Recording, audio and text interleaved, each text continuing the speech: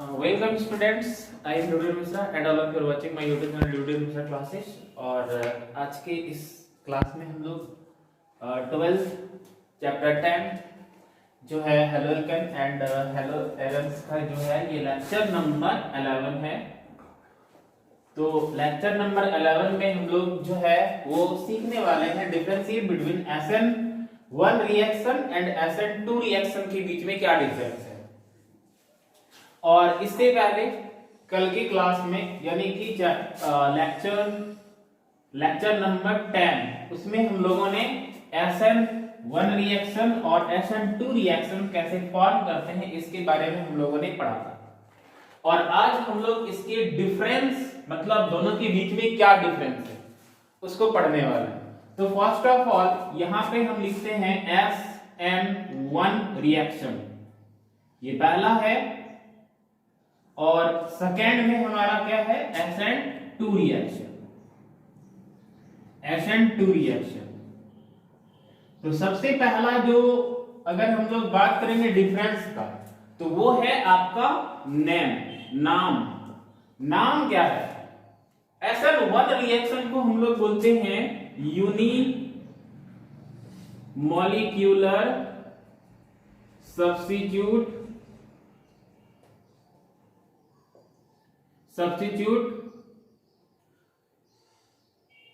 Nucleophilic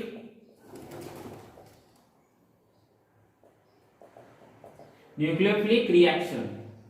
ये इसका पहला क्या है नेम है ना, यूनिमोलिकुलर सब्स्टिट्यूट न्यूक्लियोफिलिक रिएक्शंस है ना। और SN2 का अगर हम लोग बात करेंगे इसका नेम जो है वो क्या है बायो मॉलिक्यूलर सब्स्टिट्यूट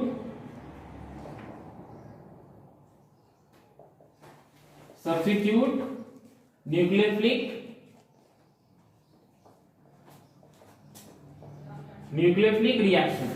ठीक है, अब यहाँ पे नाम के पीछे ऐसा क्यों है, क्योंकि यहाँ पे नंबर ऑफ मॉलिक्यूल्स कितने हैं 1 है तो इसको यूनिमोलिकुलर बोलते हैं। इसका 2 है इसलिए इसको बायमोलिकुलर बोलते हैं। S से हो गया सब्स्टिट्यूट और M से हो गया न्यूक्लियोफिलिक है ना, रिएक्शन तो है। अब यहाँ पे हम बात करते हैं सेकेंड नंबर रेट का। ठीक है, तो यहाँ पे चूंकि जो नंबर ऑफ मॉलिक्यूल्स है वो 1 है, तो अगर नंबर ऑफ मॉलिक्यूल्स 1 है तो रेट को हम केवल किससे अल्केन से डिपेंड कराएंगे है ना। तो ये हो गया K और यहां पे Rx, यानी कि it is depend upon only किस पर एल्केन पर। क्यों ऐसा क्यों होता है, क्योंकि यहां पे जो ये तुम्हारा न्यूक्लियोफाइल जो होता है वो यहां पर क्या होता है वीक होता है, कमजोर होता है ना। तो इसलिए काम किसको करना पड़ेगा, यहां पर काम यहां पर अल्केन को शिफ्ट करना पड़ेगा। यानी कि यहाँ पे जो रिएक्शन होने का जो स्टेप है वो दोनों के द्वारा नहीं किया जाएगा, सिर्फ और सिर्फ अल्केन के द्वारा स्टेप उठाया जाएगा है ना, अल्केन के द्वारा ही काम होगा। जैसे कि फर्स्ट स्टेप में हम लोगों ने देखा था कि यहाँ पे RH था, उसको हम लोगों ने कार्बोकैटायन बनाया था और कार्बोकैटायन के बाद वो न्यूक्लियोफाइल दोनों तरफ से अटैक हुआ था। तो पहला स्टेप किसने लिया था, न्यूक्लियोफाइल ने या फिर RH ने, अल्केन ने लिया था। तो इसका मतलब वो जो न्यूक्लियोफाइल होता है वो वीक होता है, तो स्टेप उठाने की बारी सिर्फ और सिर्फ अल्केन की होती है। तो इसलिए यहाँ पे डिपेंड किस पर करता है, अल्केन पर करता है बहुत, यानी कि जो है न्यूक्लियोफाइल और इस पर नहीं करता है। इसलिए यहाँ पे ऑर्डर जो है वो कितना होगा, ए ही होगा। तो इसलिए यहाँ पे लिख सकते हैं it depends only on alkane है ना। ये किस पर डिपेंड करता है, केवल और केवल अल्केन पर करता है ना। और अगर यहाँ पे सेकेंड तरफ की बात करेंगे तो यहाँ का रेट जो होता है वो क्या होता है, सिंगल स्टेप में होता है। तो सिंगल स्टेप में होने का अर्थ ये है कि ये दोनों ही स्टेप करता है, मतलब कि जो ये अल्केन है प्लस न्यूक्लियोफाइल जो है ये दोनों ही एक दूसरे को अटैक करता है, मतलब ये दोनों ही रिएक्शन में पार्ट लेता है और स्टेप उठाता है। तो सिंगल स्टेप में ही रिएक्शन हो जाती है। तो यहाँ पे हम बात कर सकते हैं कि जो रेट होगा वो K और यहाँ पे Rx एज वेल एज यहाँ पे हम Nu नेगेटिव भी आएगा, इसलिए यहाँ पे रेट ऑफ रिएक्शन बोल सकते हैं या ऑर्डर ऑफ रिएक्शन बोल सकते हैं। तो ये एक ये लिया पार्ट और एक ये लिया, यानी कि इसका नंबर ऑफ मॉलिक्यूल्स और इसका नंबर ऑफ मॉलिक्यूल्स। तो टोटल नंबर ऑफ मॉलिक्यूल्स कितने पार्ट लिए यहाँ पे 2 है ना। तो अगर यहाँ पे हम बात करेंगे ऑर्डर का, तीसरे नंबर पे यहाँ पे हम लोगों ने अगर यहाँ पे ऑर्डर का बात करते हैं या मॉलिक्यूलरिटी का, तो ये हो गया मॉलिक्यूलरिटी या फिर ऑर्डर का। तो बताओ यहाँ पे मॉलिक्यूलरिटी कितनी है, कितने मॉलिक्यूल्स यहाँ पे जो है वो पार्ट लिए हैं, एक। तो इसका ऑर्डर बोलो या मॉलिक्यूलरिटी बोलो, कितने हुए, एक हुए। लेकिन यहां पर बताओ अगर यहाँ पे तीसरे नंबर का अगर हम लोग बात करेंगे तो यहाँ पे मॉलिक्यूलरिटी कितनी है, नंबर 1 नंबर 2। तो मॉलिक्यूलरिटी या फिर ऑर्डर का बात करें तो वो कितने हैं, 2 है। तो इसलिए इसका नाम SN2 रिएक्शन है, इसका नाम मॉलिक्यूलरिटी या फिर ऑर्डर एक है, इसलिए इसका नाम क्या है, SN1 रिएक्शन। तो यहाँ पे हमारा जो है वो क्या होगा,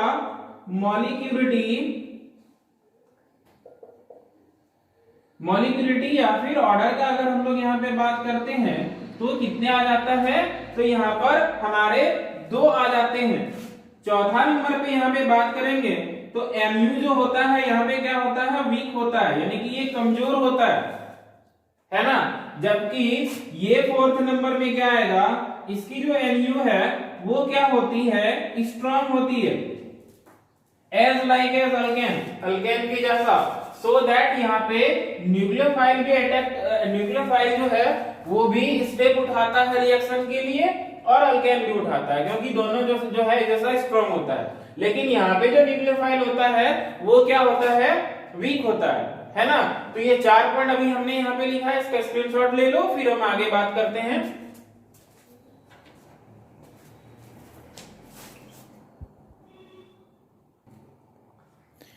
अब यहाँ पे हम लोग 5th नंबर की बात कर रहे हैं। तो 5th नंबर में क्या आएगा कि यहाँ पे जो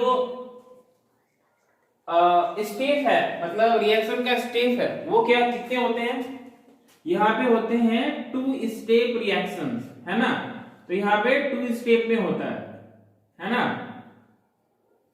यहाँ पे ये दो स्टेप लेता है, एक तो कार्बोकैटायन बनने में और दूसरा फिर यहाँ पे हमारा जो है 2 कंपाउंड जो फॉर्म करता है, रिटेंशन एंड कन्वर्जन कंपाउंड। तो यहाँ पे हमारा क्या है, 2 स्टेप जो है वो क्या है, रिएक्शन है।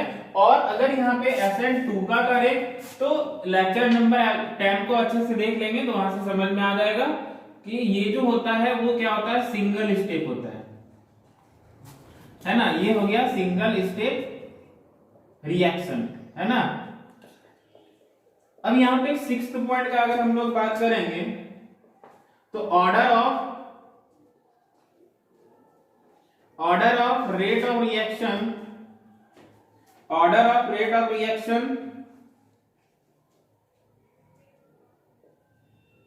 Reaction with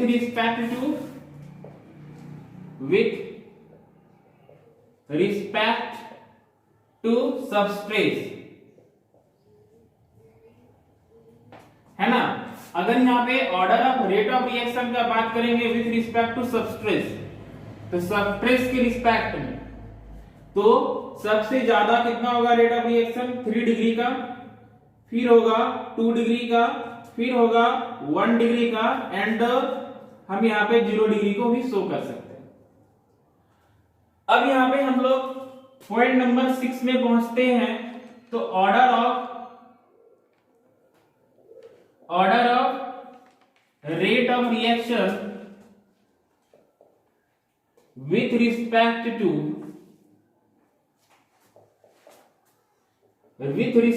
to substrate। यहां पे अगर सबस्ट्रेट के रिस्पेक्ट में order of rate of reaction का बात करेंगे तो ये क्राउडीनेस का एंटी प्रोपोर्शनल होता है। मतलब कि रेट ऑफ रिएक्शन फास्टर तब होगा जब डिग्री कम हो, यानी कि यहाँ पे 0 डिग्री से स्टार्ट होगा, जहां 0 डिग्री होगा वहां पे फास्टर रिएक्शन होगा। तो 0 डिग्री, फिर यहाँ पे 1 डिग्री, फिर यहाँ पे 2 डिग्री, फिर यहाँ पे 3 डिग्री, है ना। इस तरह से हम लोग यहाँ पे बात करते हैं। अब यहाँ पे 6 नंबर का बात करेंगे स्टेबिलिटी का, है ना। तो रेट ऑफ रिएक्शन,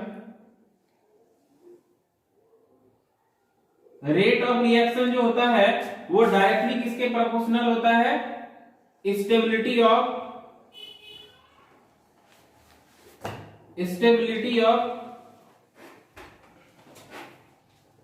कार्बोकेटाइन।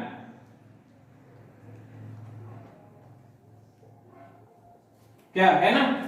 और अगर हम लोग इधर का बात करेंगे 7 नंबर, तो रेट ऑफ रिएक्शन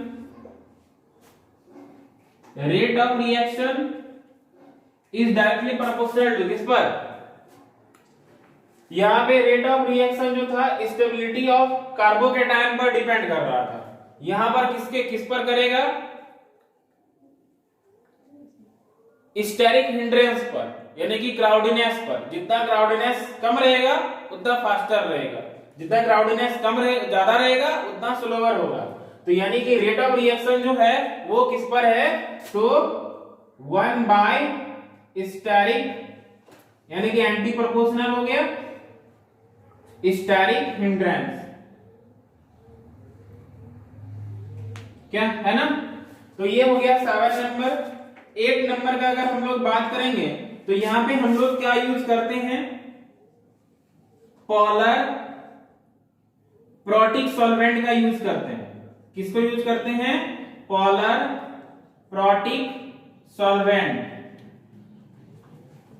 नहीं, यहां पे क्या यूज करते हैं, पोलर प्रोटिक सॉल्वेंट। लाइक क्या, जैसे कि आपका क्या हो गया, एग्जांपल में हम लोग लिख सकते हैं, एग्जांपल में क्या आ जाएगा हमारा, जैसे कि यहाँ पे H2O है ना, और CH3COO और ये H, तो ये हो गया पोलर प्रोटिक सॉल्वेंट। तो प्रोटिक सॉल्वेंट का मतलब क्या हुआ, जो प्रोटॉन्स को इजीली गिव अप कर दे, है ना। तो उसको हम लोग क्या बोलते हैं, और क्या बोलते हैं, प्रोटिक सॉल्वेंट बोलते हैं भैया, बोलना पड़ेगा, बोलने से सब होता है ना।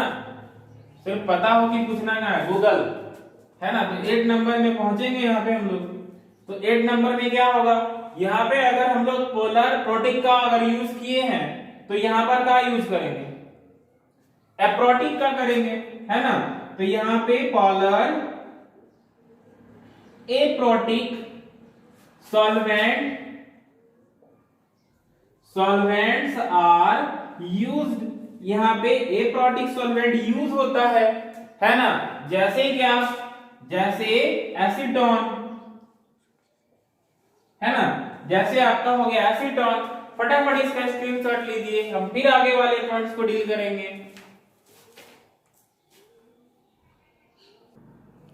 अब हम लोग डिफरेंस नंबर 9 का बात करने वाले हैं ना।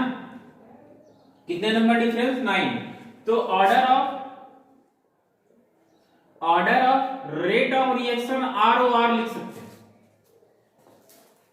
है ना। तो order of ROR, rate of reaction with respect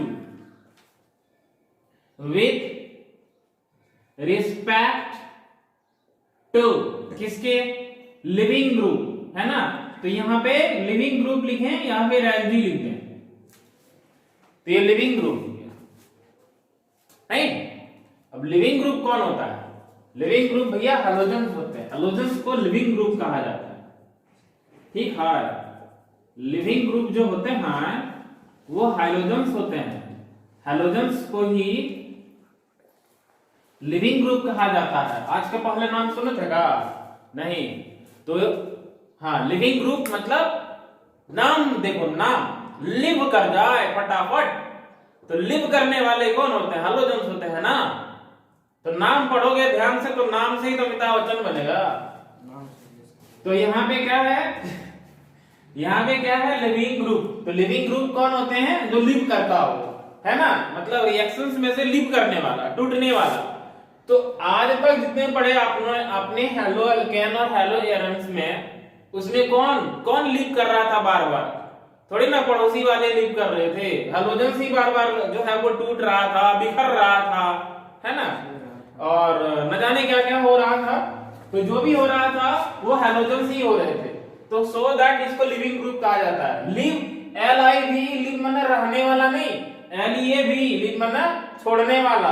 तो छोड़ता कौन है? हेलोजन ही तो छोड़ रहा है बार बार, है ना। तो यहाँ पे हम लोग 9 नंबर इसका भी बात करेंगे, ऑर्डर ऑफ ROR, है ना, ROR with respect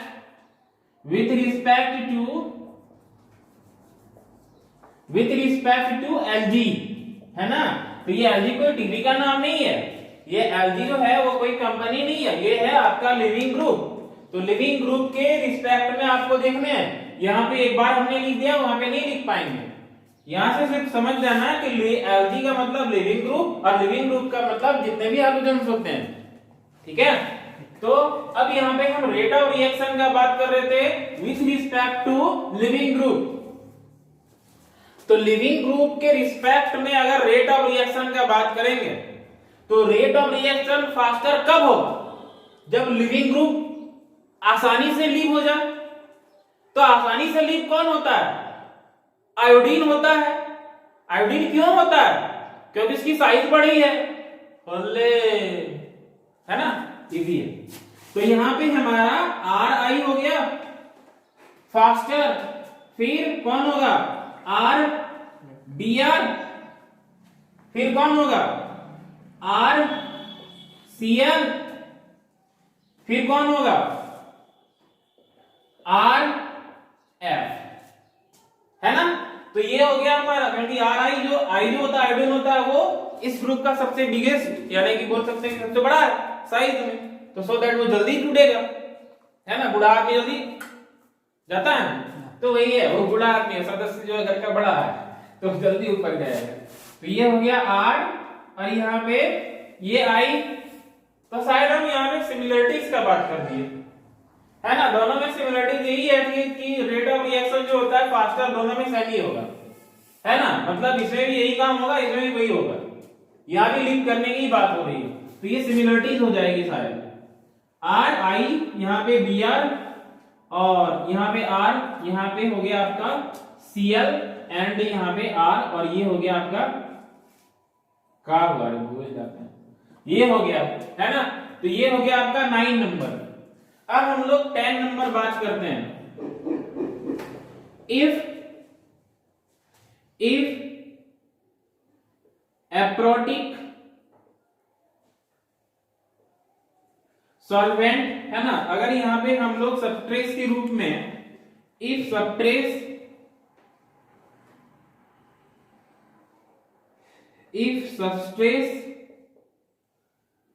is optically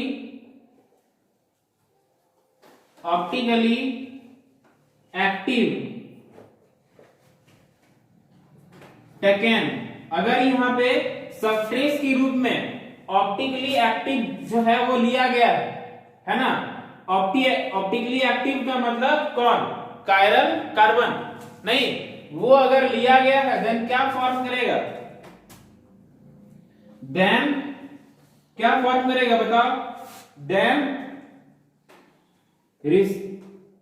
क्या है? रेसिमिक मिक्सचर फॉर्म करेगा, नहीं, रेसिमिक मिक्सचर फॉर्म्ड है कि नहीं। अगर यहां पे इफ सबट्रेस इज, अगर सबट्रेस क्या है? ऑप्टिकली एक्टिव है ना। अगर यहां पे सबट्रेस जो है वो क्या है? ऑप्टिकली एक्टिव है, तो क्या फॉर्म करेगा? Racemic mixture. रेसिमिक मिक्सचर का मतलब, रेसिमिक मिक्सचर का मतलब क्या?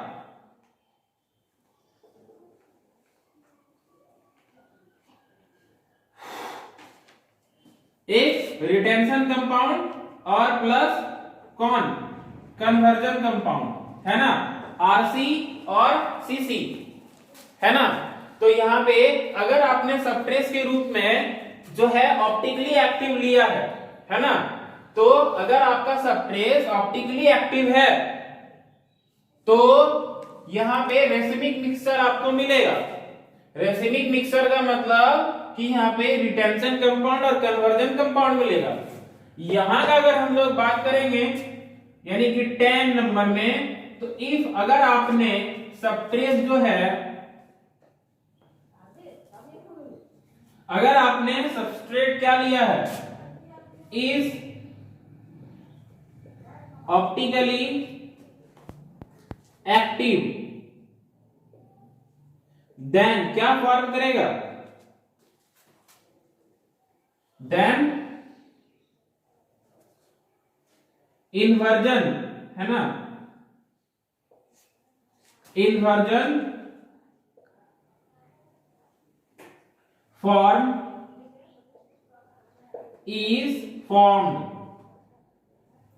अगर आपने क्या लिया है, अगर आपका सबस्ट्रेट ऑप्टिकली एक्टिव है तो आपको क्या मिलेगा, उसी का इन्वर्जन फॉर्म मिलेगा, है ना। तो उसी का इन्वर्जन फॉर्म वो फॉर्म करेगा, ठीक है, जिसको हम लोग क्या बोलते हैं, वॉल्डेन इन्वर्जन। ओके, तो इसका स्क्रीनशॉट ले लीजिए, फिर हम लोग आगे बात करते हैं।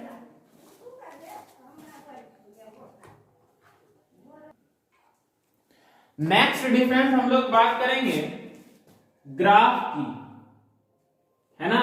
ये दोनों का ग्राफ अगर आपको कहीं पे मिल जाए तो समझने के लिए आप ग्राफ को देखेंगे, ठीक है।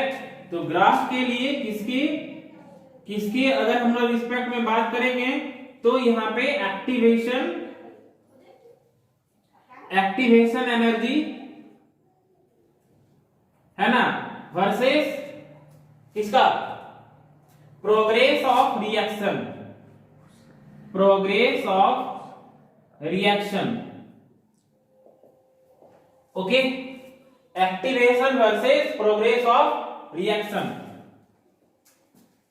ठीक है। और यहां पर भी आप क्या करेंगे, activation energy versus progress of reaction, ठीक है। तो यहां पे हमारा ऐसा हो जाएगा,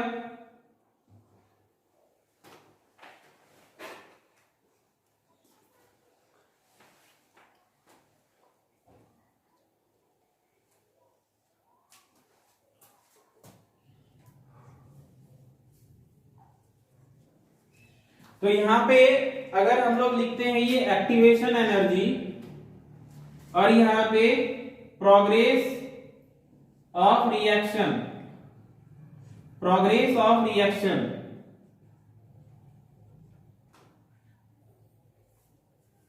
प्रोग्रेस ऑफ रिएक्शन,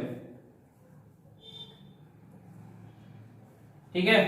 तो ये हो गया प्रोग्रेस ऑफ रिएक्शन, और यहां पे हमारा एक्टिवेशन एनर्जी और यहां पे प्रोग्रेस ऑफ रिएक्शन, है ना। तो यहां पर देखेंगे कि अगर एक्टिवेशन एनर्जी यहां पर है, अगर एक्टिवेशन एनर्जी कहां पर है, यहां पर है, तो यहां पे 2 स्टेप में काम होता है। कितने स्टेप में यहाँ पे काम होते हैं, यहाँ पे रिएक्शन कितने स्टेप में होते हैं, 2 स्टेप में। तो पहला यहाँ पे मान लो कि ये ऐसे आया और यहाँ पे फॉर्म कर गया क्या, यहाँ पे आपको कार्बोकैटायन यहाँ पे फॉर्म किया, ठीक है। तो यहाँ पे जो एनर्जी यूज हुआ उसको बोलेंगे EA1 एनर्जी, ठीक है। इसको क्या क्या बोलेंगे, एक्टिवेशन एनर्जी 1, क्लियर है। इससे कार्बोकैटायन बने। अब यहां पे यहां से दूसरा एनर्जी यूज हुआ जिससे क्या बना आपका, ये एक्टिवेशन एनर्जी 2, और यहां पे आपका क्या हुआ, प्रोग्रेस, यहां पे आपका फॉर्म किया रिटेंशन और कन्वर्जन कंपाउंड। तो यहां पे आपका क्या हुआ, प्रोग्रेस जो भी फॉर्म किया तो वो आपका यहां तक आया। तो पहले यहाँ पे एक एनर्जी से कार्बोकैटायन बनेगा, दूसरा एनर्जी से यहाँ पे आपके SN1 रिएक्शन जो है वो कंप्लीट होंगे, यहाँ पे SN1 रिएक्शन जो है वो कंप्लीट होंगे, है ना। तो इसका प्रोग्रेस हमारा यहां से होता है, यानी कि सेकेंड स्टेप से, यानी कि एक्टिवेशन एनर्जी 2 यूज होगा SN1 प्रोसेस होने के लिए, है ना। अब यहाँ पे हम इसकी अगर बात करेंगे तो ये सिंगल स्टेप में इसका काम होता है। तो अगर मान लेते हैं इसकी एक्टिवेशन एनर्जी यहां पर है तो क्या होगा, यहां से हमारा डायरेक्ट ये E1 एनर्जी से यहाँ पे प्रोसेस कर जाएगा, है ना। तो ये हमारा एक्टिवेशन एनर्जी जो है वो 1 में ही क्या हो जाएगा, कंप्लीट हो जाएगा, है ना। तो यहाँ पे प्रोसेसिंग जो है वो कहां से स्टार्ट होगा, प्रोसेसिंग किसका, SN रिएक्शन 2 का, है कि नहीं। तो ये हो गया इसका ग्राफ, है ना। पहले क्या होगा कि एनर्जी 1 जो है वो यूज होगा कार्बोकैटायन बनने में, और सेकेंड एनर्जी यूज होगा जो है वो SN1 प्रोसेस करने के लिए, मतलब फॉर्म करने के लिए, वो प्रोसेस स्टार्ट होने के लिए। तो यहाँ पे 2 बार एनर्जी यूज हो रहा है, यहाँ पे एक ही बार एनर्जी यूज हो रहा है, ठीक है। तो ये था इसका ग्राफ, ठीक है, और ये था इसके 11 नंबर का डिफरेंस। तो उसमें से एक सिमिलरिटीज है और 10 डिफरेंस है। इसका स्क्रीनशॉट फटाफट लीजिए, फिर आगे हम लोग देखते हैं। अब हम लोग का नेक्स्ट टॉपिक होगा एलिमिनेशन रिएक्शन ऑफ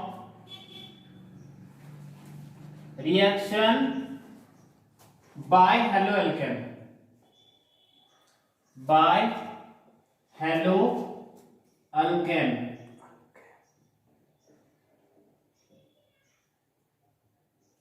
तो अब यहां पे एलिमिनेशन का मतलब क्या होता है, एलिमिनेशन का मतलब होता है रिमूवल ऑफ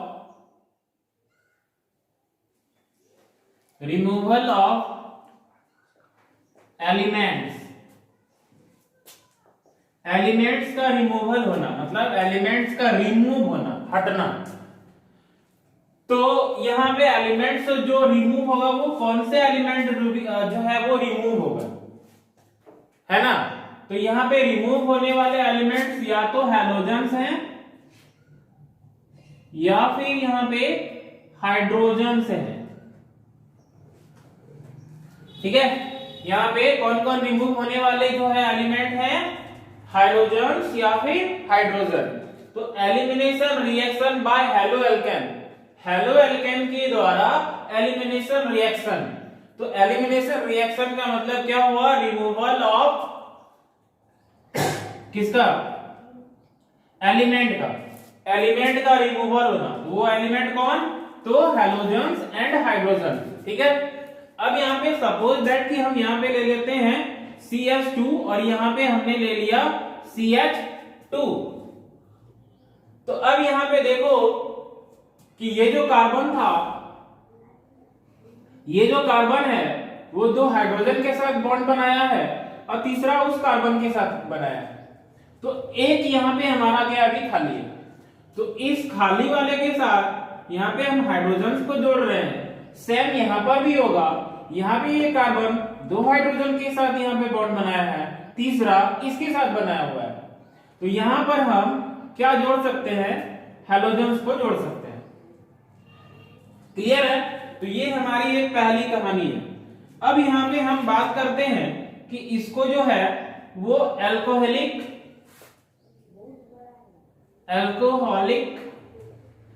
KOH के प्रेजेंस में इसका रिएक्शन करवाते हैं। किसके, एल्कोहलिक KOH के प्रेजेंस में हम क्या करेंगे, इसका रिएक्शन करवाएंगे, ठीक है। क्या करना है हमें, हैलोजन्स को एंड हाइड्रोजन्स को रिमूव करना है। तो अब यहाँ पे एल्कोहलिक KOH का अगर हम लोग यहाँ पे यूज किया तो यहाँ पे OH जो है वो हम लोग देख ही रहे हैं कि बेस के रूप में है। तो OH जो होगा वो क्या है, एक बेस है कि नहीं है। OH क्या है, एक बेस है। और बेस का काम क्या होता है, अगर हम पूछें कि वर्क ऑफ बेस का काम क्या होता है, ये बेस जो होता है वो H प्लस आयन यानी कि एसिड को अपनी तरफ अट्रैक्ट करता है ना। बेस जो होता है वो एसिड के साथ रिएक्शन करता है, यानी कि OH जो है वो H प्लस, एसिड जो होता है वो H प्लस और आयन प्रोड्यूस करता है और ये OH माइनस करता है। तो OH माइनस जो है वो H प्लस आयन को अपनी तरफ अट्रैक्ट करता है। तो वर्क ऑफ बेस का क्या समझेंगे कि वर्क ऑफ बेस यानी कि बेस का काम क्या होता है, H प्लस आयन को अपनी तरफ अट्रैक्ट करना। तो अब यहाँ पे क्या लिखेंगे हम लोग, वर्क ऑफ बेस का अगर हम लोग बात करेंगे तो अट्रैक्ट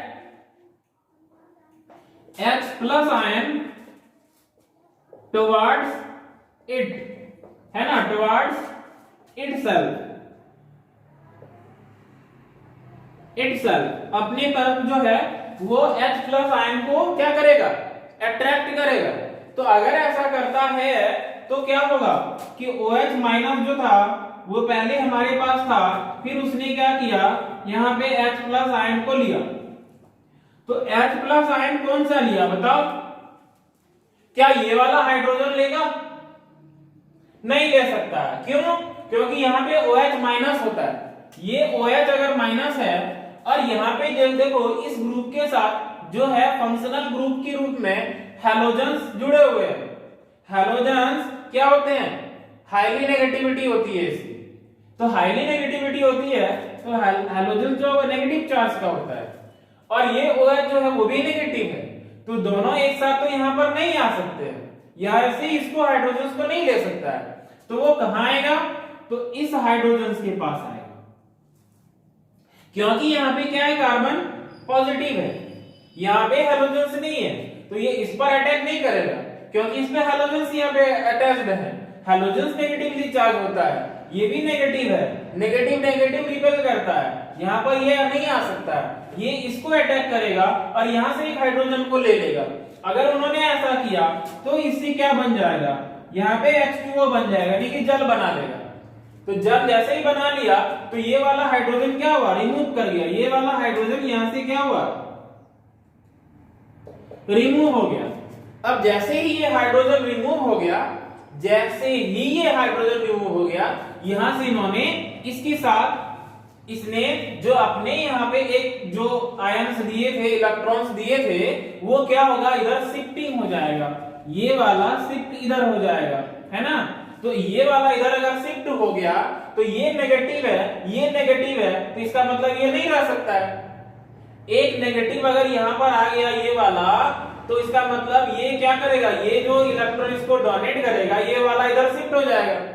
तो इसमें आने के कारण ये वाला नेगेटिव फिर हट जाएगा। तो ये वाला अगर नेगेटिव हट गया तो आपके पास फॉर्म क्या कर गया, CH2 डबल बॉन्ड CH2, यानी कि ये वाला OH से इसके हाइड्रोजन्स को हटाने से ये नेगेटिव यहां आ गया जब, तो क्या हुआ, ये वाला जो हैलोजन है इसकी नेगेटिविटी से उसकी खुद की नेगेटिविटी के कारण वो हट गया। तो ये यहां से हट गया, यहाँ का हाइड्रोजन हट गया, तो हाइड्रोजन और हैलोजन दोनों हट करके यहाँ पे ये CH2 डबल बॉन्ड CH2 बना लिया और इसी को हम लोग बोलते हैं अल्कीन। इसको हम लोग क्या बोलते हैं भैया, अल्कीन।